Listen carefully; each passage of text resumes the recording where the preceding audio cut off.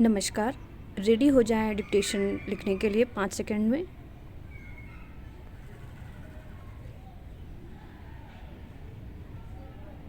Start.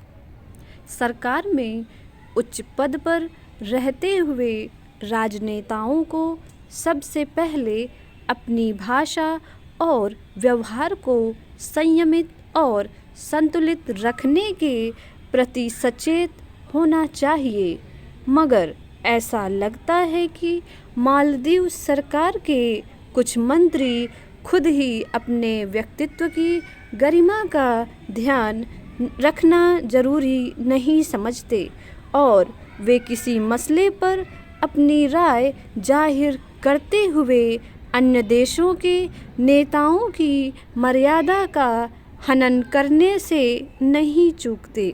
दरअसल भारत के प्रधानमंत्री और लक्षद्वीप को लेकर उनके अनुभवों के संदर्भ में मालदीव सरकार के कुछ मंत्रियों ने जैसी बातें की, वे न केवल अपरिपक्व प्रतिक्रियाएं थीं बल्कि कई लिहाज से आपत्तिजनक भी थीं। अगर मंत्रियों को अपने देश के पर्यटन स्थलों के महत्व को लेकर ज़्यादा भरोसा है तो वे उसकी प्रशंसा में कई स्तर पर काम कर सकते हैं, लेकिन इसके लिए उन्हें अपनी भाषा बिगाड़ने और किसी देश के प्रधानमंत्री के बारे में अनर्गल बातें करने का अधिकार नहीं है। अफसोसनाक है कि मालदीव के मंत्रियों को जिम्मेदार पदों पर रहने के सलीके और अपनी बात कहने के तरीके को लेकर न्यूनतम गरिमा का ध्यान रखना जरूरी नहीं लगा। स्वाभाविक ही उनके बयानों को लेकर भारत और खुद मालदीव के भीतर भी तीखी प्रतिक्रिया उभरी तथा इस मसले पर आधिकारिक रूप से जवाब तलब करने की ज़रूरत पड़ी।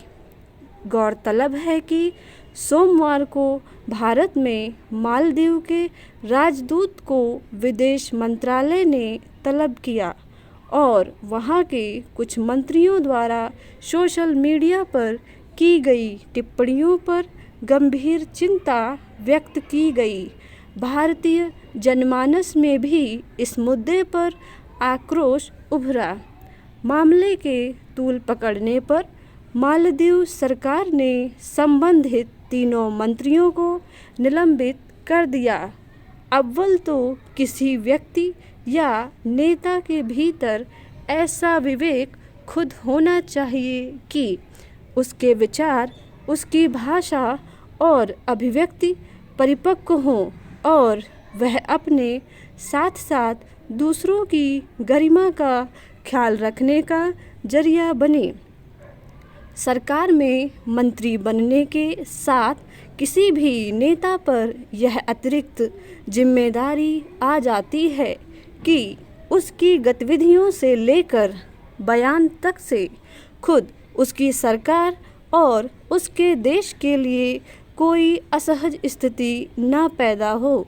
अगर ऐसा स्वाभाविक तरीके से नहीं होता है तो उसे अपने पद की जिम्मेदारी और गरिमा के मुताबिक बर्ताव करने का प्रशिक्षण दिया जाना चाहिए। मालदीव के मंत्रियों ने बिल्कुल बचकाने और बेलगाम तरीके से जिस तरह अपने बातूनी होने का परिचय दिया, वह भारतीयों के लिहाज से आपत्तिजनक था और खुद उनके देश और वहाँ की सरकार के लिए असुविधा की स्थिति पैदा करने वाला। अच्छा यह है कि अपने मंत्रियों के बातूनी पने से उपजे हालात की अहमियत को वहाँ की सरकार ने समझा और उनके खिलाफ सख्त कदम उठाए। हालांकि मालदीव की नई सरकार के नेता भारत के लिए सकारात्मक रुख नहीं रखते हैं और इसकी कोई बड़ी वजह नहीं है, मगर यह ध्यान रखने की ज़रूरत है कि पर्यटन के जरिए अर्थव्यवस्था में एक बड़ा योगदान करने से लेकर कई स्तर पर मालदीव के लिए भारत बेहद महत्वपूर्ण सहयोगी रहा है और हर ज़रूरत के वक्त उसके साथ रहा है। अगर सरकार में शामिल लोगों की अपरिपक्व बयानबाजी की वजह से दोनों देशों के संबंधों में गैर जरूरी विवाद पैदा होता है तो इसका नाहक नुकसान मालदीव को ही उठाना पड़ सकता है। यूँ भी मर्यादा का ध्यान रखते हुए अपनी भाषा, अपने व्यवहार की अभिव्यक्ति में संयम बरतना सभी स्तरों पर गरिमा को कायम रखने की प्राथमिक कसौटी है।